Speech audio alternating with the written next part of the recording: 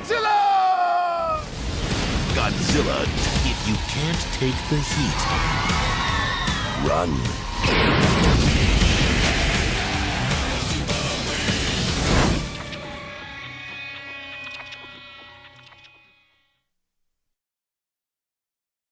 Hey guys, got some good stuff to share with you today. For myself, not being impressed with the stuff that Hasbro has to offer from the Star Wars line for sale in the stores these days, I went looking elsewhere for collectibles, good collectibles to buy. Went back to my first love of the sci-fi monster movie genre, went back to Godzilla. Thought I'd share with you today what I come up with. SH Monster Arts. Went back to look at those lines. I looked at vinyl figures to begin with. I had a 12-inch vinyl Final Wars Godzilla I've had for many years. Wanted something with a little bit more detail and a lot more articulation, so I went with the SH Monster Arts line. Absolutely blown away. Just amazed with that whole line of monster figures. You really do get what you pay for. Okay, after I got my first Godzilla in, I wanted a little scene that I could put in my DTOF case. Wanted some buildings. First built some papercraft buildings. I'm not a papercraft guy. Knew something's going to have to change, so I went back and found these online. Got these from a U.S. seller. They was fairly inexpensive, $12 or $15, I think, maybe. And the detail on them is really good. They're just hollowed out shells that come with some of these things you have to glue on top. All these little stickers too. They're pretty cool. And there's the other one I got.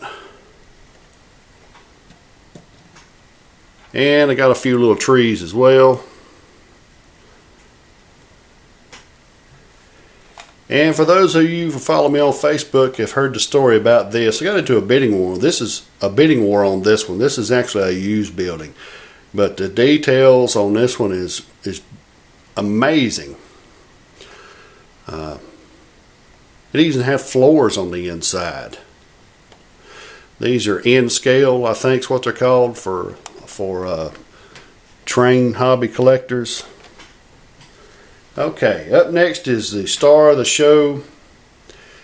I've always loved this version of Godzilla. This is the 1995. It's called the Rebirth version of Godzilla, SH Monster Arts. There's plenty of reviews online of this guy. This product is nothing new, so if you guys want to see a review on it and what all it comes with as far as accessories, which it does have quite a few, you can look those up as well.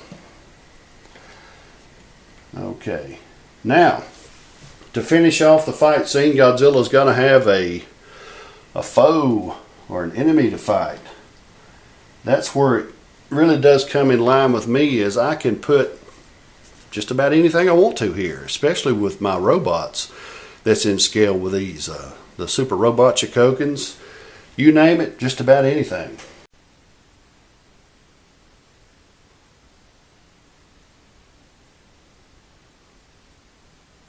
I even picked up, this is a new purchase for me as well, is the SH Monster Arts, the original Mutant Turtle, Gamera. Oh boy, this is these things are absolutely amazing. Gamera does also come with all the cool effects pieces. Not much on these stands, but if you get them positioned right, you can make them kind of disappear. But these effects parts are really heavy, so you're going to have something to hold them up with.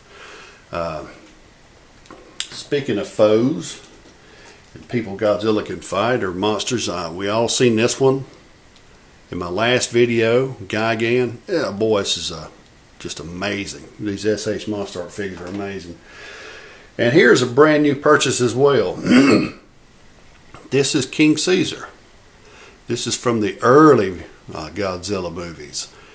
What makes this so good is this is in scale with these SH Monster Arts. This is a Bandai figure, and this has got about the same range of movement, like 5 or 6 points of articulation.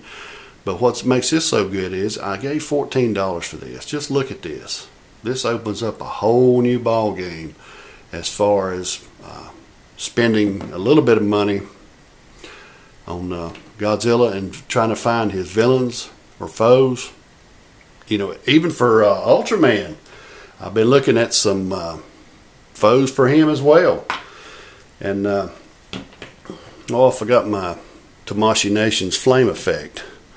Guys, while I'm putting this here, you can actually, I'll share a video, or excuse me, share a couple pics of what it looks like inside my Detolf cabinet, because this fits right in the top shelf of my Detolf case.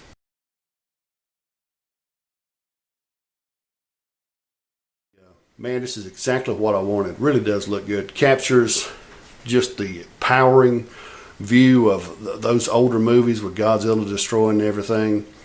Really do want to make a destruction scene one of these days, but for now I'm going to have to stick with this. I'm actually out of room. I want to put up another display. I need to take out I'm going to have to take out one of my Star Wars displays out of my Detolf case, which I think I can live with that. Let me tell you a funny story before I go. The other night we were sitting in here, and my wife has a curio cabinet in the same room that I have all my other things displayed. A curio cabinet plumb full of Jim Shore figurines. And I told her, I said, I'm going to take a top shelf out and just take some pictures at night just to see what all these little effects look like up under the light in her cabinet. Here's the end result of that. Boy, wow, it's just really powerful to look at. But in the back of my mind, I thought, you know what? And I said, I'll just leave that stuff there, and maybe she won't say anything. That lasted about 2 seconds. Get that stuff. I emphasize stuff. Get that stuff out of my cabinet and put my Jim Shore figurines back in there. So I did. Gotta love her. Guys, once again, blown away with the SH Monster Arts line. Do you guys have any of these things? You plan on collecting them? I'm hooked. Really, really am hooked with the overall details, range of movement, accessories. A little bit pricey, but you, like I said, you really do get what you pay for.